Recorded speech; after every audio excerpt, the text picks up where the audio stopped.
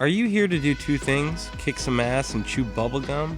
Well, neither happens in this tale of the super specs, but it does remind me of They Live. Rest in peace, Roddy Rod, my friend.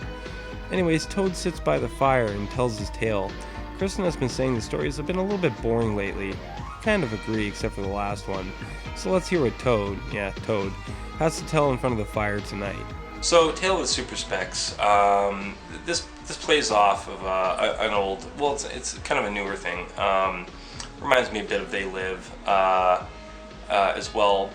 When she puts the glasses on, things like that, always reminds me of the Shadow People legend as well.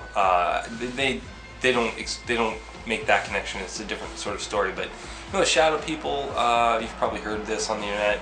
You're all horror fans, so definitely familiar with this. But you see it out of the corner of your eye. Actually, I'm good, but you see them out of the corner of your eye, and that's kind of the legend. So it plays off of that.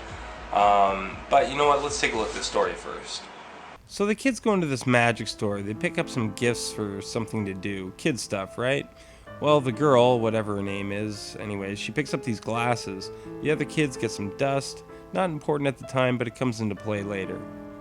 Basically now, when she puts on the glasses, she sees people in black all around her, which nobody else can see. What a feeling that must be. Not quite the legend of the Shadow People, but man, it catches you. Sardo, as he wishes to be called, is an absolute huckster, playing the harmless role of a magic shop owner. Unless you're bonkers, typically these places are known just for fun. So, as the story goes on, the visions become more and more intense for her. I'm actually looking at it right now. So they go to Sardo, and they're doing like this seance, and it's this ritual thing that they're trying to solve her problem. But I can't help. I'll show you a clip. Just look at this guy. When I see this guy, it reminds me of Oda Mae Brown from Ghost, like this just total huckster, Anyways, that's just what it reminds me of, Oda Mae Brown from Ghost. Maybe you see it too if you've seen this episode or you remember. But it's fun, and he's such a crack up, just his whole get up and his spiel and how he projects himself. It's a lot of fun. At the end of the episode, I'm actually not.